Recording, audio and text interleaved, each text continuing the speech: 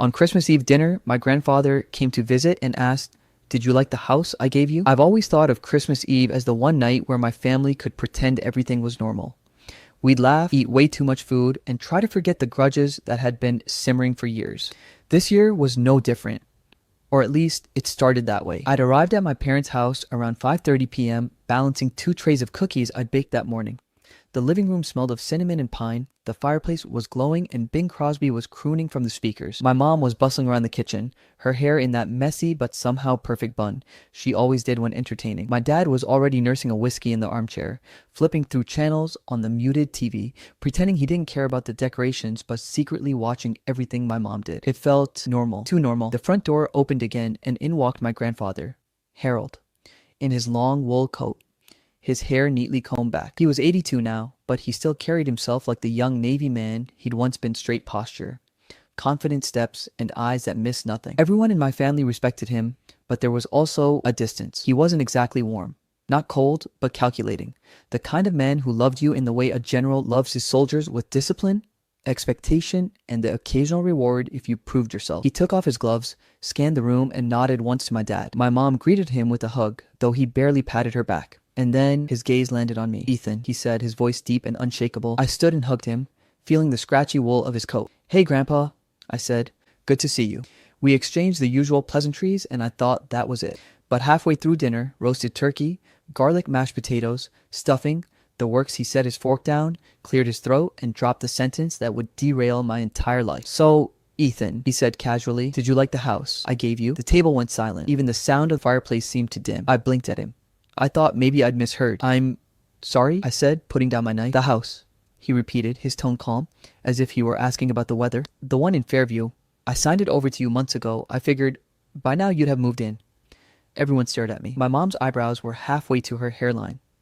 My dad froze with his fork halfway to his mouth. Grandpa," I said slowly, "I think there's been some mistake. I don't have a house." He tilted his head slightly, studying me the way he used to when I was a kid, trying to lie about breaking something. "Of course you do. I left the paperwork with your parents. Your name is on the deed. I thought it would be a good start for you." I laughed nervously. "A house? In this market? Even a small place in Fairview would be worth hundreds of thousands of dollars." "Grandpa, no one told me about this." He turned his gaze to my parents. "I gave it to you in June," he said to my father. "I told you to make sure Ethan got the keys." My father's jaw tightened, and he set down his fork. "We didn't think it was the right time to tell him," he said, not quite meeting my eyes. "The right time?" I repeated, my voice rising. "The right time to tell me I own a freaking house?" My mom jumped in quickly. "Sweetie, we didn't want to overwhelm you. You've been working so hard lately. We thought—" "You thought what?" I interrupted, my heart pounding. "That I'd just— what? Forget to notice that I somehow have property now?" Grandpa leaned back in the Winneslaw chair, crossing his arms. "I see," he said quietly, his voice carrying a weight that silenced everyone. "Perhaps I should have delivered it myself." No one spoke for a few seconds. Finally, I asked the only logical question. "Where is this house exactly?" "Fairview," Grandpa said, "near the edge of the old woods. It's been in the family for decades. I thought you'd appreciate the history." I stared at him, still trying to process it. The old woods? That place had always given me the creeps as a kid. Tall, dark trees, strange stories from the locals. And Fairview was a solid 2-hour drive from where I live now. My dad cleared his throat. "It's not in great shape, Ethan. That's another reason we didn't tell you. We didn't want you to feel pressured to deal with it right away." Grandpa's eyes snapped to him. "It's perfectly livable. I had repairs done 5 years ago. It just needs someone to care for it." I could feel the tension crackling between them. Something wasn't right. Something in their tones told me this wasn't just about the right time or pressure. "Why me?" I asked finally. "You've got 2 other grandkids. Why give it to me?" Grandpa didn't hesitate. "Because you're the only one I trust with it." And just like that, he went back to eating his turkey, as if he hadn't just detonated a bomb in the middle of dinner. That night, after dessert, I tried to corner my parents in the kitchen. They were loading the dishwasher, their movements brisk and clipped. "All right," I said, keeping my voice low. "What the hell is going on? Why didn't you tell me about this?" My mom exchanged a glance with my dad. "It's complicated," she said. "That house, it has a lot of baggage." "Baggage?" I scoffed. "What, like termites?" My dad's expression was stony. "No, family baggage. You wouldn't understand." I felt a rush of frustration. "Then make me understand." They didn't answer. Instead, my mom just said, "Drop it, Ethan. It's better if you don't get involved." But I couldn't drop it. I couldn't stop thinking about it. A house, my name on the deed, the look on my grandfather's face when he said he trusted me with it, and the weird tension between him and my parents, it was all too strange. So the next morning, Christmas Day, while my parents were distracted with hosting brunch, I did something I'm not proud of. I went into my dad's office and started digging. I found the manila folder within minutes. It was in the locked bottom drawer, but I'd known where he kept the spare key since I was 16. Inside was a crisp white deed with my name printed on it. The address, 114 Ashwood Lane, Fairview. And tucked behind it was an old black and white photo of a house. 2 stories, steep roof, wide porch. It looked beautiful in that old, slightly eerie way, like something from a gothic novel. But there was something else in the folder. A folded up piece of lined paper, yellowed with age, with handwriting that wasn't my dad's or my grandfather's. It just said, "Never open the basement door." I stared at the note for a long time. Never open the basement door. My mind kept trying to brush it off as some old inside joke or a relic from whoever lived there before. But deep down, it didn't feel like a joke. It felt like a warning. I slipped the deed, the photo, and the note back into the folder, making sure everything was exactly as I'd found it. If my parents noticed anything was out of place, they'd know I'd been snooping and I'd never hear the end of it. The rest of Christmas morning passed in a blur.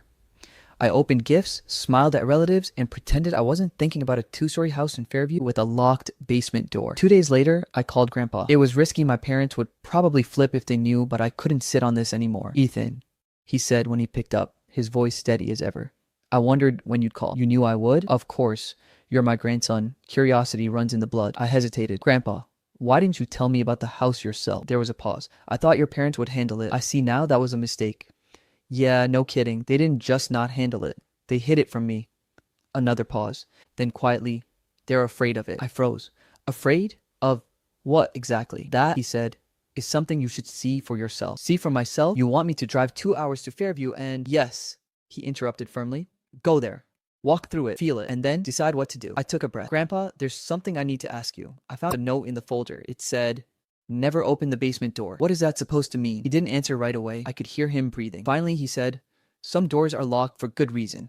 If you're wise, you'll leave it that way." The line went dead. 3 days later, I was standing in front of 114 Ashwood Lane. It was exactly like the photo's steep roof, wide porch, faded white paint peeling slightly at the edges. The lawn was overgrown, but not wild. The kind of neglect that says, "No one's been here in a while," rather than abandoned. I'd driven up that morning in my beat-up Corolla, the manila folder riding shotgun.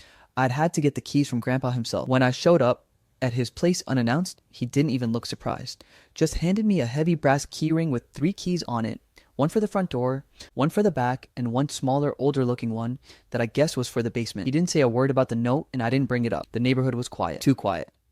No kids playing in yards, no cars passing, not even the sound of a dog barking. I chalked it up to being winter and the fact that this side of Fairview had always been sparsely populated. When I stepped onto the porch, the boards creaked under my weight. I slid the front door key into the lock and it turned with a stubborn click. The smell hit me first. Not rotten, not moldy, but stale, like air that hadn't been moved in a long time. Inside, the place was furnished. Not modern IKEA furniture, but older, heavier pieces. A big mahogany dining table, a faded couch, armchairs that looked like they'd been bought in the 70s. Everything was coated in a fine layer of dust. I wandered through the living room, my footsteps echoing faintly. The walls were lined with bookshelves, filled with hardcover books whose spines were cracked and faded.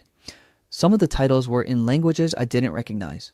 The kitchen was small but functional, a gas stove, an old fridge, cabinets with ornate handles. I opened a few drawers and found silverware wrapped in yellowed napkins. Upstairs, there were 3 bedrooms. One looked like a master bedroom with a large bed and a heavy wardrobe. Another was smaller, with twin beds probably for kids. The third was empty except for a rocking chair in the corner, facing the window. That one gave me chills for no reason I could explain. The basement door was at the end of the hallway near the kitchen.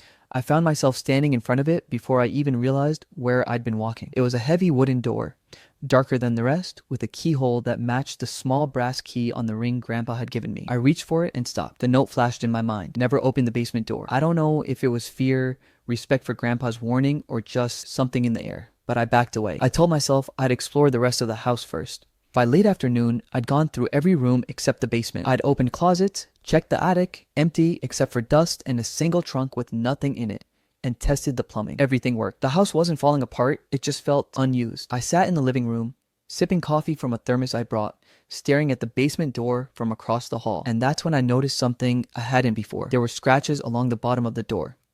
Not like wear and tear scratches from moving furniture or kicking it accidentally. These were deep, uneven gouges in the wood, like someone had clawed at it from the inside. My stomach tightened. I told myself it was probably just water damage or maybe rats, but the thought wouldn't leave me. The key in my pocket felt heavier than it should have. As the sun went down, I locked up and drove back to my apartment. I couldn't sleep that night. Every time I closed my eyes, I saw those scratches. I heard or imagined I heard the faint sound of something knocking slowly from the other side. The next morning, I woke up to a voicemail from an unknown number. It was my grandfather. Ethan, his voice rasped.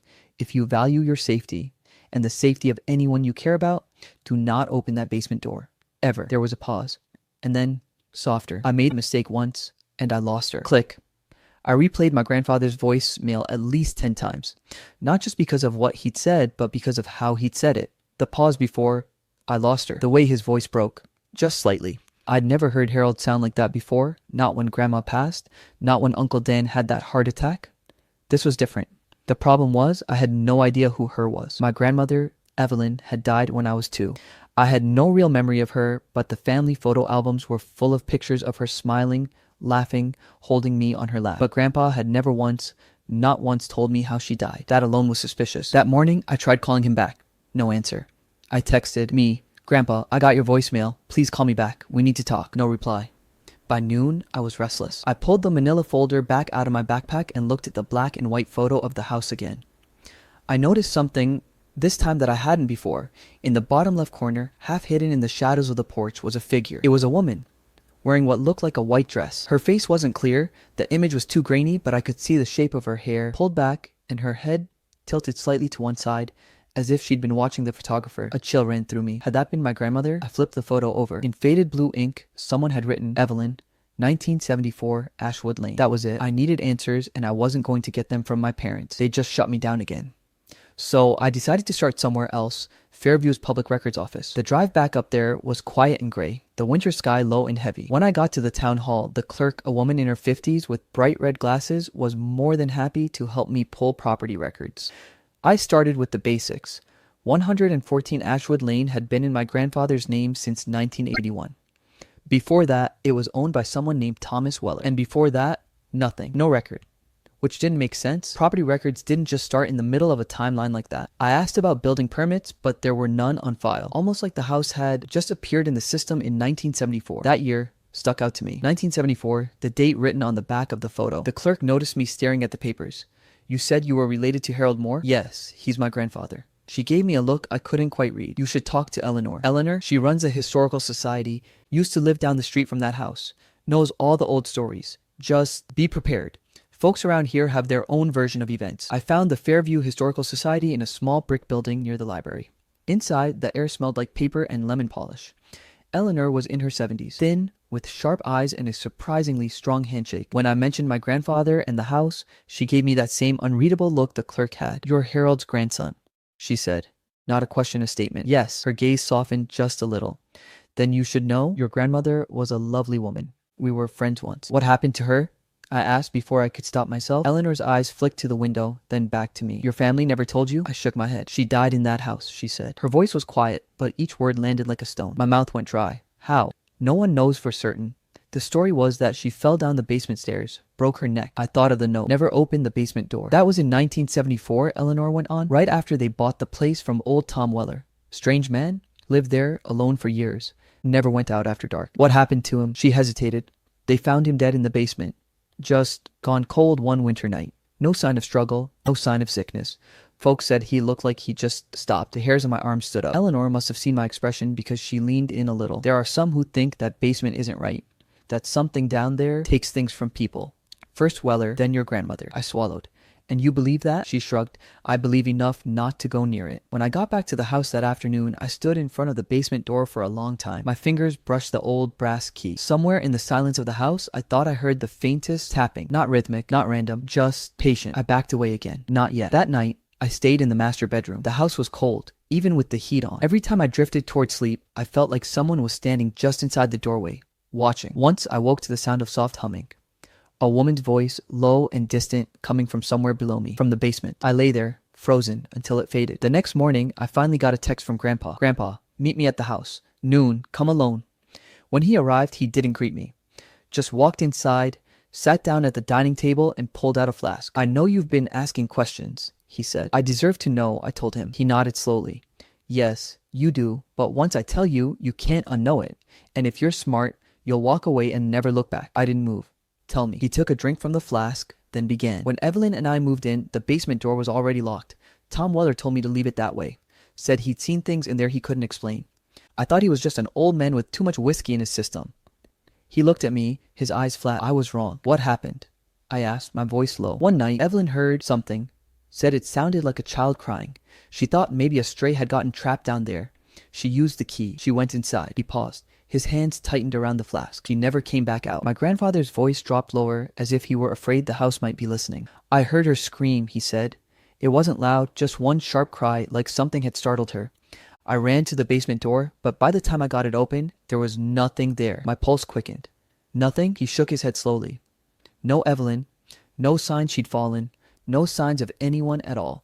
Just the sound of the wind coming through the cracks in the foundation. And the smell. What smell? His gaze met mine, like the earth had gone bad. He took another drink from his flask, his hand trembling slightly, another thing I'd never seen from him before. I went down there with a flashlight. I searched every corner. The basement isn't big, Ethan, but somehow it felt bigger that night. Like the walls had moved back. Like the shadows were deeper than they should have been. My mouth was dry. And then I saw her, he said simply. I froze. You said she didn't come out. She didn't, he said. She was standing at the far wall, facing away from me. I called her name. She didn't answer. I stepped closer, and she turned. His breathing grew shallow. It was her face, and it wasn't. Like something had borrowed it, but didn't know how to wear it right. The smile was wrong. Too wide. Her eyes didn't blink. She didn't move except for that smile. The air in the room felt heavier. What did you do? I asked. I backed up. I got to the stairs, and I swear to you, Ethan, she was closer every time I blinked. Not walking, not running, just closer. My grandfather looked at the table for a long moment before finishing. When I reached the door, I slammed it shut and locked it. I didn't hear her come up the steps. I didn't hear anything at all. But when I opened it, the next morning, the basement was empty, and Evelyn was gone. We called the police, but they said she must have run off. No sign of foul play. He set the flask down hard, the sound making me jump. I knew the truth. Whatever is down there, it took her. We sat in silence for a long time. My thoughts were a storm fear, disbelief, the part of me that still wanted to believe this was just some twisted family legend. Finally, I said, why keep the house at all? Why not burn it down? Grandpa's expression didn't change. You can't burn something like this away. The foundation is older than the rest of the structure. I think it's connected to something deeper. If the house goes, whatever's underneath will still be there. I swallowed hard. And you gave it to me? His eyes locked on mine. I gave it to you because I trust you not to be a fool. I gave it to you because sooner or later, someone is going to open that door. And it has to be someone who can face it. I didn't know whether to feel honored or horrified. That night, after Grandpa left, I tried to tell myself I wouldn't go near the basement.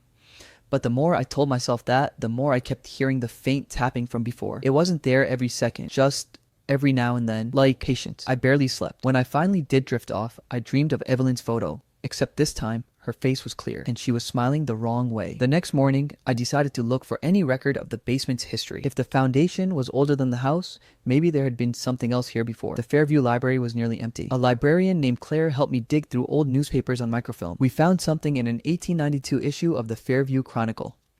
Ashwood, property sold again. Former owner leaves town abruptly, citing family illness. Neighbors report hearing unusual noises from the root cellar at night. One child, Samuel Hayes, age 7, claims to have seen a woman in white standing in the yard despite no female occupants at the time. My stomach turned. The phrase, woman in white, made me think of the photo again and the humming. When I got back to the house, I stood at the basement door again. The brass key felt almost warm in my pocket.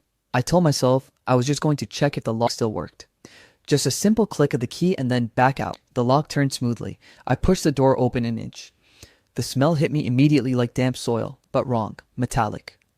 I saw the top of the stairs disappearing into darkness. The air felt thicker, as if something on the other side was pushing back. And then I heard it, a soft, steady humming. A woman's voice, low and tuneless, floating up from the darkness. Every instinct screamed at me to slam the door shut, but my legs wouldn't move. The humming grew louder, and in it I could almost hear words, but they were in no language I understood. Somewhere far below, something shifted. Not footsteps. Not breathing. More like the earth itself moving. That's when I heard it, a single soft whisper, carried up the stairs. Ethan. I slammed the door and locked it. My hands shaking so badly, I almost dropped the key. I didn't open it again that night, but I sat at the dining table, staring at it until the first light of dawn. By the time the next weekend rolled around, the energy in our friend group was different. Game night was no longer just fun and drinks with friends. It was a loaded minefield, where every laugh felt fake and every eye contact carried an unspoken, we know what happened. I was determined not to let Mia and Ethan think they had the upper hand. I wasn't about to play the awkward, jealous boyfriend in the corner. No, if they wanted to play games, I was going to win them. The first few minutes of the evening were painfully civil. I could feel Mia's gaze flicking to me, as if checking my mood. Ethan was doing that fake friendly thing, giving me a pat on the back and saying, "Good to see you, man," like we were lifelong buddies instead of two people silently measuring each other up. We started with a couple of easy board games, harmless stuff. I stayed cool, made sure to be extra attentive to everyone else, and laughed at all the right times. The key was to make it seem like I wasn't bothered at all. The more unbothered I looked, the more it would eat at them. Then someone suggested we play Truth or Drink, the kind of game that was just dangerous enough to turn the night interesting. The first few questions were like, what's the weirdest food you've ever eaten? Who was your first crush? Harmless. But then Ethan got asked, have you ever had feelings for someone in this room? He hesitated just long enough for people to notice. His eyes darted toward Mia before he quickly grabbed his drink and took a long gulp. The room got quiet for half a second, then everyone laughed it off. Everyone except me. I didn't laugh, I smiled, and Ethan noticed. A few rounds later, Mia got her turn. What's the biggest secret you've ever kept from your boyfriend or girlfriend? Her answer, a smirk, followed by, some things are better left unsaid. Cue the oohs from around the room. My jaw clenched, but I kept that same calm grin. The thing is, I already had a plan forming. Something subtle, but enough to make both of them question if I knew more than I was letting on. When it was my turn, someone asked me, have you ever been tempted to get revenge on someone? I leaned forward, locked eyes with Ethan, and said, oh, absolutely. But the best revenge isn't loud, it's quiet. You make sure they don't even see it coming until it's already done. The room went silent for just a beat too long. Then the laughter came, but I saw Ethan's smile falter. Mia shifted in her seat, exactly the reaction I wanted. By the end of the night, I'd planted just enough doubt to make them squirm without saying a single accusing word. And that was only step one. Next step, turn their little just a game into the start of something they couldn't control. The moment the game ended, silence blanketed the room like a heavy curtain. My ex sat there, arms crossed, lips pressed so tight they were practically white. My girlfriend avoided eye contact, fidgeting with the hem of her shirt, probably still replaying every second of the night in her head. I didn't say a word at first. I just stood, collecting the cards, stacking them neatly, and tucking the board away. The clinking pieces were the only sound, and with each soft clink, the tension thickened. When I finally looked up, I smiled, not a smug, gotcha smile, but something colder, calmer. So, I said, fun game night, huh? No one laughed. I turned to my girlfriend. You know, when you said it was just a game night with your ex, I believed you. But now I see it was really a night for you to remember who you used to be and for me to remember who I am. Her eyes darted to mine, panic flickering. It wasn't, don't, I interrupted, my voice firm but quiet. You played your moves, I played mine, I just happened to win without cheating. I grabbed my jacket from the chair, sliding it on. The room felt suffocating, and the only thing I wanted was fresh air. I glanced at my ex. She looked shaken, though she tried to mask it with a smirk that didn't quite land. Here's the thing, I continued. Tonight wasn't about cards, it was about trust, and you showed me exactly where yours lies. Without waiting for an answer, I walked out. The night air hit me like a reset button, cool, sharp, honest. Behind me, the muffled sound of voices started, then stopped. I didn't care what was being said anymore. As I reached my car, I realized something. I hadn't just won game night. I'd taken back control of a relationship I didn't even want anymore, and that was the sweetest victory.